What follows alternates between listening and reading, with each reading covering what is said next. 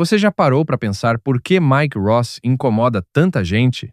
Não é porque ele é fraco, não é porque ele é chato, é porque ele é espelho. E ninguém gosta de olhar para o espelho quando o reflexo mostra algo que você preferia não ver em si mesmo. Mike Ross é o cara mais inteligente de qualquer sala que ele entra.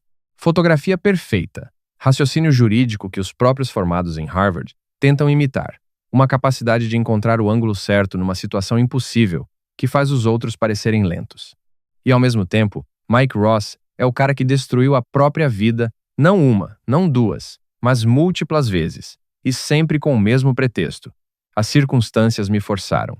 Agora a pergunta que esse vídeo vai responder, e que talvez nenhuma análise de Suits já tenha feito de forma direta. E se o problema de Mike Ross nunca foi a falta de diploma? E se o problema de Mike Ross foi exatamente o talento dele? Fica comigo.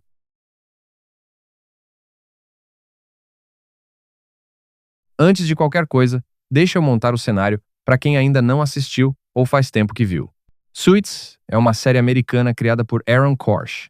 Estreou em 23 de junho de 2011 pela USA Network e rodou por 9 temporadas, 134 episódios, até 2019. Em 2023, quando entrou na Netflix, quebrou um recorde que ninguém esperava. Superou The Office com 7 bilhões de minutos assistidos em um único ano. Isso não é coincidência.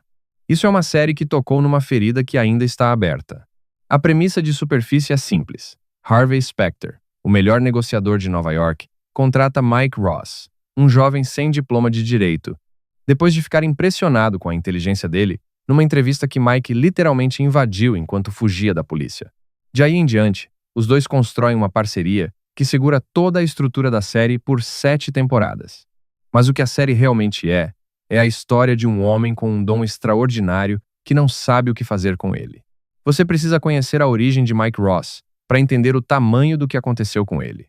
Quando Mike tinha 11 anos, os pais morreram num acidente de carro. Ele foi criado pela avó, Edith Ross, uma mulher que o amava de forma absoluta e que viu, desde cedo, que o neto era diferente. Mike tinha memória fotográfica, leu um livro uma vez e nunca esqueceu uma linha. Sentou numa prova que nunca havia estudado e tirou nota máxima. A escola para ele não era desafio, era tédio. Aí entrou Trevor, o melhor amigo, aquele que ficou ao lado quando o mundo desabou. E também aquele que, quando Mike conseguiu uma bolsa para a faculdade e uma vaga confirmada para Harvard, veio com uma ideia simples. E se a gente faturasse um dinheiro extra, memorizando uma prova de cálculo e vendendo as respostas? Mike sabia que era errado, mas precisava do dinheiro para pagar o tratamento da avó. E Trevor tinha esse dom de tornar o errado parecer pequeno. A prova foi vendida. Para a filha do reitor. O reitor foi obrigado a renunciar, e seu último ato antes de sair foi expulsar Mike e avisar Harvard que nunca o aceitassem. Num momento, Mike Ross perdeu a faculdade, perdeu Harvard, perdeu o futuro que havia construído do zero com esforço. E então começou a vida de atalhos. Para pagar a conta de saúde da avó, Mike passou a fazer provas do LSAT pago. Alguém precisava entrar na faculdade de Direito, e Mike aparecia no lugar, memorizava tudo em segundos, entregava um resultado brilhante e recebia o pagamento. Ele vendia o talento dele a quem pudesse pagar por acesso. Fica com essa imagem por um segundo. O homem com memória fotográfica, capaz de absorver um código jurídico inteiro numa tarde, ganhou a vida por anos passando em provas para outras pessoas, enquanto aquelas pessoas viviam o futuro que seria dele. Há algo de profundamente cruel nisso, e ao mesmo tempo, há algo de profundamente revelador. Porque Mike não estava apenas pagando as contas. Mike estava evitando encarar o que havia perdido. Quando Harvey o contratou, naquele piloto icônico, Mike entrou num escritório de advocacia com um currículo falso de Harvard, passando-se por alguém que não era. E funcionou. Porque o talento era real mesmo quando o diploma era mentira. E aí está o paradoxo central de Mike Ross, que nenhuma análise superficial pega. O talento que tornava Mike capaz de vencer qualquer batalha também era o talento que o convencia de que as regras eram para outros, que ele conseguia dar conta, que o atalho era temporário, que a capacidade compensava a fraude. Esse é o erro de diagnóstico que o público todo comete com Mike Ross. Todo mundo foca na mentira, no diploma falso, na fraude ao exercer a advocacia sem licença. Mas a mentira é consequência, não causa. A causa é algo muito mais sutil. Mike Ross nunca aprendeu a confiar no próprio talento dentro das regras, porque toda vez que as regras ameaçaram bloqueá-lo, o talento encontrou uma saída pelo lado, E isso criou um padrão, um reflexo. Toda vez que a vida apresentava um obstáculo, Mike encontrava um atalho. Não por maldade, por competência demais, confiante demais, rápida demais.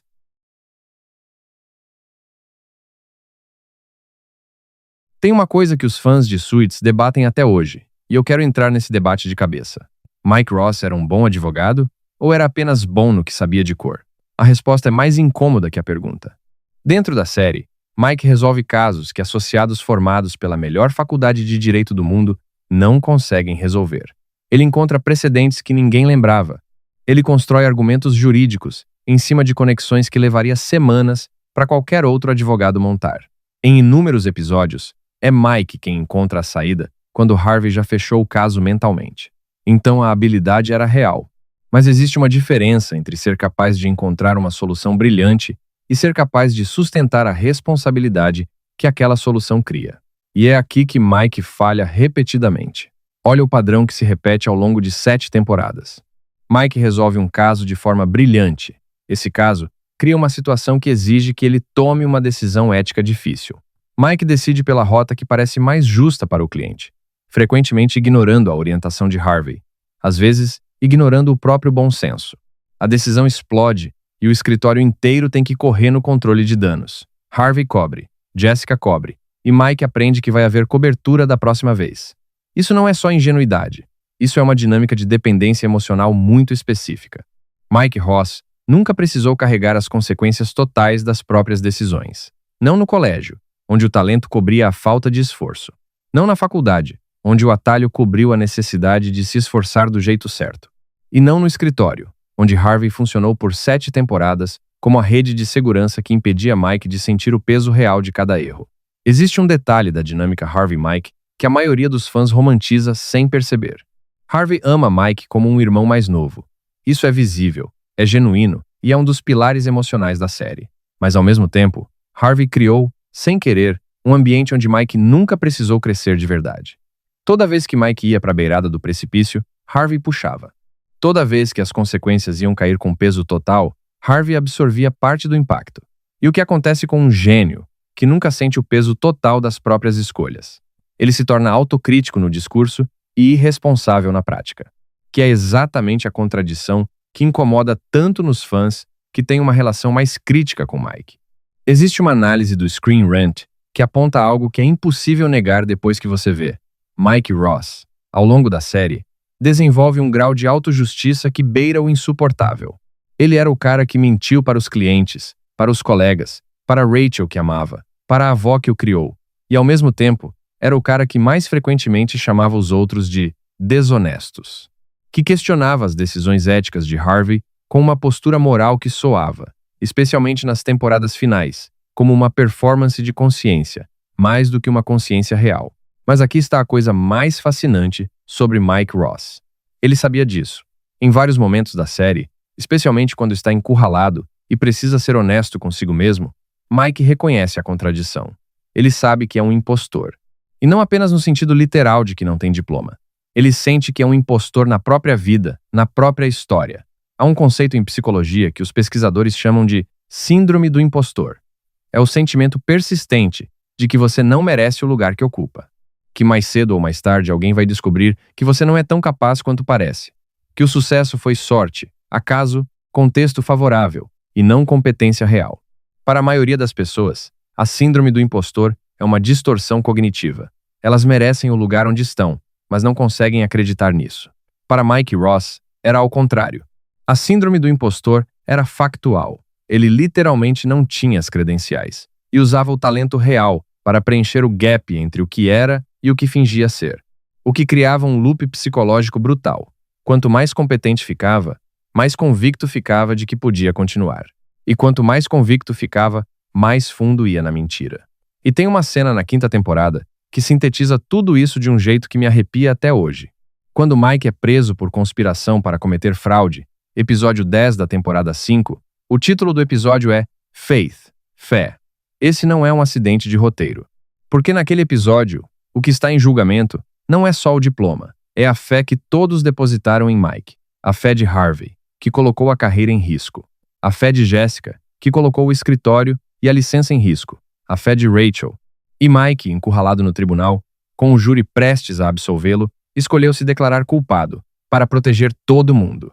Esse é o momento mais humano de Mike Ross em toda a série, e ao mesmo tempo o mais ambíguo, porque parte da audiência viu ali um ato de coragem e de amor, e parte viu que Mike, no fundo, sempre soube que chegaria nesse dia, e que se declarar culpado era, de certa forma, o único ato honesto de sua carreira jurídica inteira.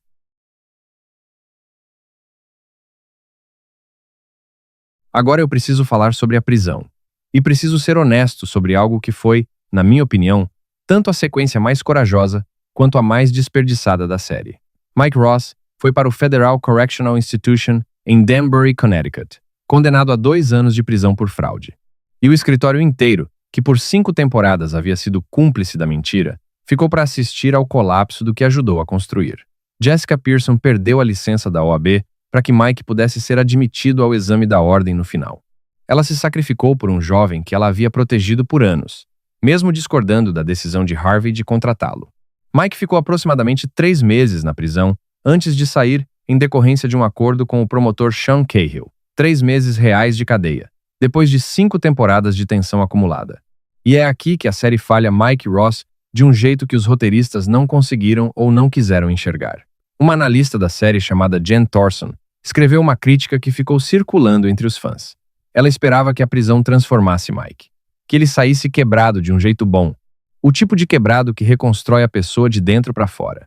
Que o tempo em Danbury fosse o momento em que Mike Ross, finalmente sem o escritório, sem Harvey, sem a persona do advogado brilhante, precisasse descobrir quem ele era debaixo de tudo aquilo. Mas não foi o que aconteceu. Mike saiu da prisão essencialmente o mesmo, com os mesmos padrões, os mesmos reflexos, a mesma tendência de criar situações arriscadas, baseado em excesso de confiança no próprio talento. O mesmo Mike Ross. E aqui está a questão que divide os fãs até hoje. Isso é uma falha de roteiro? Ou é a coisa mais honesta que a série poderia ter dito sobre o personagem? Deixa eu colocar essa pergunta de outro jeito. Você conhece alguém na vida real que passou por uma crise grande, um colapso de carreira, uma ruptura séria e saiu do outro lado completamente transformado? Honestamente transformado, não performaticamente transformado? A maioria das pessoas não transforma. A maioria das pessoas rearranja. Elas aprendem a ser mais cuidadosas com o mesmo padrão. Elas trocam os atalhos óbvios por atalhos mais sofisticados. Elas desenvolvem um discurso mais maduro em torno dos mesmos impulsos. E talvez o Mike que saiu de Danbury fosse exatamente isso. Mais cuidadoso, mais consciente. Mas fundamentalmente, o mesmo homem que entrou. O que leva à pergunta que a série evitou responder de forma direta. Quanto do que Mike Ross pode ser atribuído ao talento que nasceu com ele, e quanto foi moldado pelo vazio que os pais deixaram quando morreram quando ele tinha 11 anos? Eu não estou perguntando isso para transformar Mike Ross numa vítima. Ele não é. Ele fez escolhas.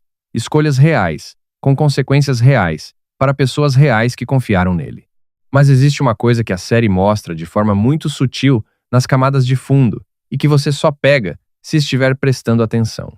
Mike Ross não apenas perdeu os pais, ele perdeu o modelo de como se torna um adulto responsável no momento exato em que mais precisava desse modelo.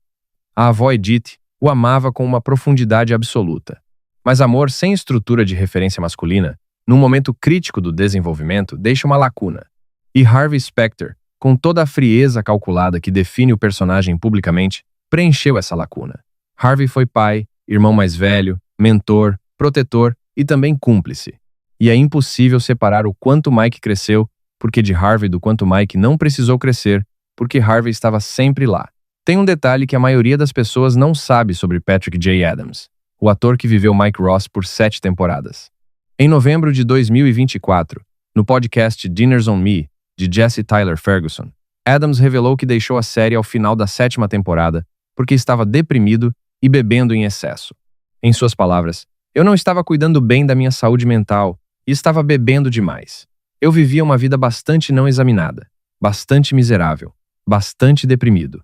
Ele disse que não tinha as ferramentas para lidar com a depressão, além de gastar dinheiro e beber, que estava entorpecendo a si mesmo para lidar com a insegurança e os medos, e que o único motivo para continuar teria sido o dinheiro. Quando Jesse Tyler Ferguson o perguntou sobre a decisão, Adams respondeu com uma frase que ficou comigo. Às vezes, eu acordo no meio da noite, pensando no dinheiro que Gabriel fez nesses 2 últimos anos. Mas nunca me arrependi da decisão por um segundo. O homem que interpretou Mike Ross por 7 anos estava, na vida real, vivendo uma versão adulta do mesmo paradoxo do personagem. Talentoso demais para admitir que estava no limite, usando a performance para cobrir a fissura e fazendo a escolha corajosa só quando não havia mais como sustentar o peso. Coincidência entre ator e personagem? Pode ser.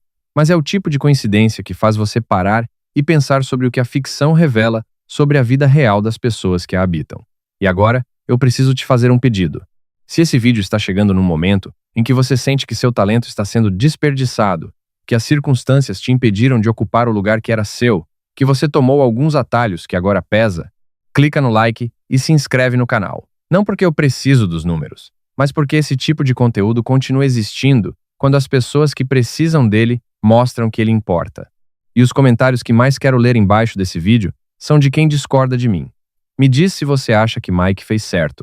Me diz se você faria o mesmo no lugar dele. Esse debate nos comentários é o que torna esse canal diferente. Voltando. Teve um momento da série que poucos lembram, mas que é, para mim, a cena mais honesta que os roteiristas escreveram sobre Mike Ross. Na temporada 6, quando Mike sai da prisão e tenta reconstruir a vida, ele arranja um emprego temporário ensinando numa escola católica, num colégio, sem diploma de direito, sem o escritório de Manhattan, sem o terno, sem Harvey. Apenas ele, um quadro negro e um grupo de adolescentes que descobriram que ele era um criminoso. E nessa cena mais simples de toda a série, Mike Ross aparece mais humano do que em qualquer sala de tribunal. Porque pela primeira vez, ele não tem como fingir ser outra coisa. Não tem um processo jurídico para resolver. Não tem um argumento brilhante para montar. Há apenas ele, a própria história, e pessoas que precisam de algo que não tem nada a ver com memória fotográfica. Essa cena dura pouco. Mike é demitido quando a diretoria da escola descobre o passado criminal dele. Mas naqueles minutos antes da demissão, você vê o Mike Ross, que poderia ter sido se a vida tivesse tomado outro rumo. E é doloroso de um jeito específico. O tipo de dor que só aparece quando você percebe o que foi perdido antes de ter tido chance de existir. Mas antes de falar sobre você, eu preciso fechar uma conta que a série deixou em aberto. Existe uma crítica que os fãs mais duros de Suits fazem sobre Mike Ross, que eu acho válida e ao mesmo tempo injusta ao mesmo tempo. A crítica é essa. Mike nunca realmente pagou o preço pelo que fez.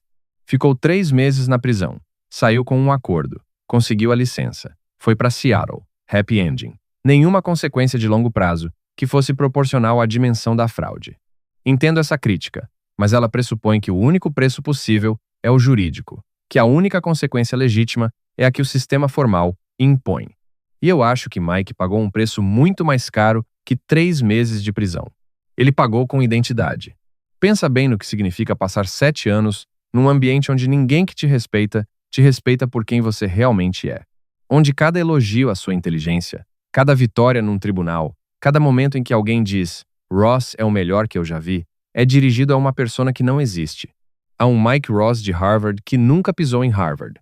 Existe um tipo de solidão muito específico nisso. A solidão de ser genuinamente bom em algo e não poder reivindicar esse feito de forma limpa. Porque a conquista está sempre envolta num contexto que não aguenta exame. Todo o prêmio que Mike recebeu ao longo de 7 temporadas veio com um asterisco invisível que só ele conseguia enxergar. E isso, ao longo do tempo, faz algo com a psique de uma pessoa. Não deixa ela mais humilde, deixa ela mais defensiva, mais propensa a se justificar, mais rápida em atacar a moral dos outros antes que alguém ataque a dela. Que é exatamente o padrão de autojustiça que os fãs mais críticos identificam nas temporadas finais de Mike Ross. Quando você vive num estado permanente de fraude, a autojustiça não é arrogância, é sobrevivência psicológica.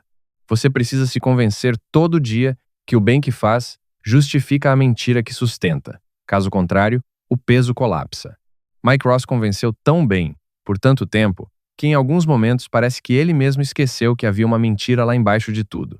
E é aí que aparece a cena que eu acho mais importante de toda a série, e que quase ninguém cita nas análises.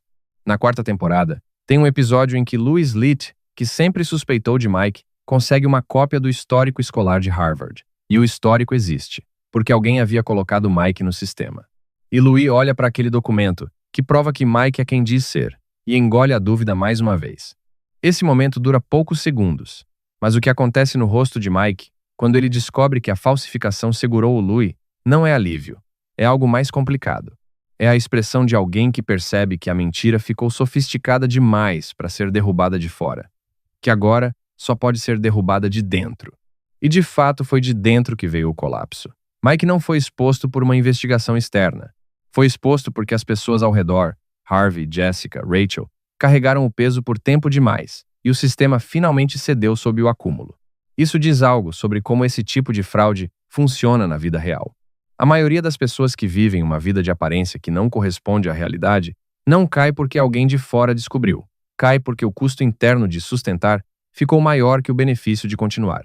Mike Ross chegou nesse ponto na 5ª temporada, e a decisão de se declarar culpado não foi fraqueza. Foi a primeira vez em 5 temporadas que ele agiu sem calcular o ângulo, sem pensar no próximo movimento, sem verificar se havia uma saída. Foi o momento em que ele parou de ser o advogado mais esperto da sala e começou a ser um homem comum que estava cansado de mentir. E talvez seja por isso que a série ainda ressoa tanto em 2025, mais de 6 anos depois do último episódio. Porque a maioria das pessoas não se identifica com Mike Ross por causa da memória fotográfica. Memória fotográfica é fantasia. O que ressoa é a sensação de carregar uma versão de si mesmo que não é completamente honesta. De ter chegado onde chegou por um caminho que não aguentaria escrutínio total. De receber reconhecimento e sentir, no fundo, que tem um asterisco invisível ali. Esse sentimento não é exclusivo de quem cometeu fraude. É o sentimento de qualquer pessoa que em algum momento usou um atalho e vive esperando que alguém perceba. E se você nunca sentiu isso, parabéns genuinamente. Mas se sentiu, você sabe exatamente do que eu estou falando. Porque Mike Ross não é a exceção. Mike Ross é o espelho de uma experiência muito mais comum do que a gente gosta de admitir em voz alta.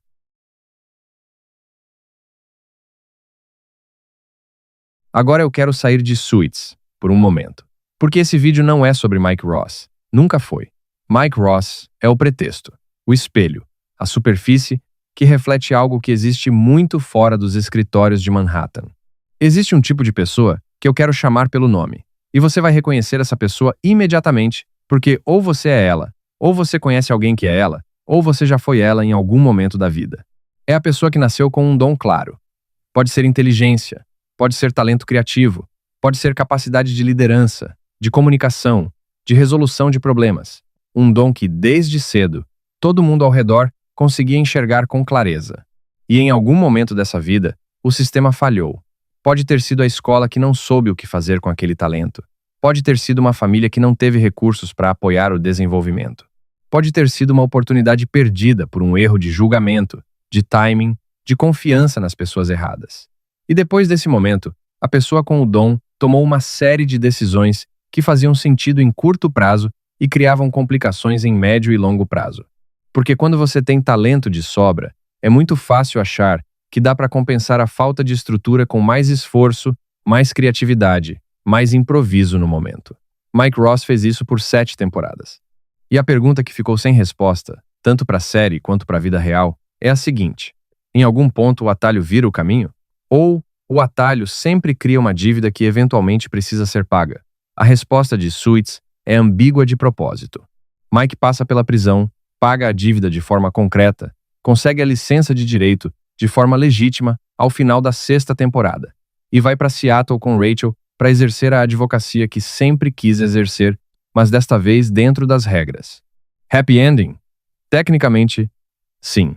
Mas existe uma cena, no episódio final da 9ª temporada, que Harvey e Mike interpretam juntos.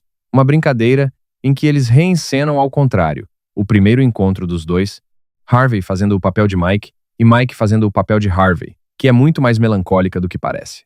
Porque naquela cena, o que se encerra não é apenas uma série. É uma relação de 7 temporadas onde 2 homens incompletos se usaram mutuamente para compensar o que faltava em cada um. Harvey precisava de alguém que lembrasse que regras existem por um motivo além do poder. Mike precisava de alguém que acreditasse nele, quando as regras estavam claramente fora do alcance. Nenhum dos dois era inteiro sem o outro. E os dois saíram da série mais próximos de inteiros do que entraram. Isso é uma narrativa de redenção? Ou é uma narrativa sobre codependência emocional disfarçada de parceria profissional? Aí você precisa decidir. E agora deixa eu fazer a pergunta que importa de verdade. Você conhece um Mike Ross na sua vida? Não estou falando de alguém com memória fotográfica e terno de $3.000. Estou falando de alguém que tem um talento que você consegue enxergar claramente, que esse talento é real, inegável, e que essa pessoa repete um padrão de destruir a própria trajetória no momento em que ela estava prestes a se concretizar. E mais importante do que isso, você já foi o Harvey dessa pessoa? O cara que cobre, que protege, que diz, eu cuido disso, toda vez que o Mike da sua vida vai pra beirada?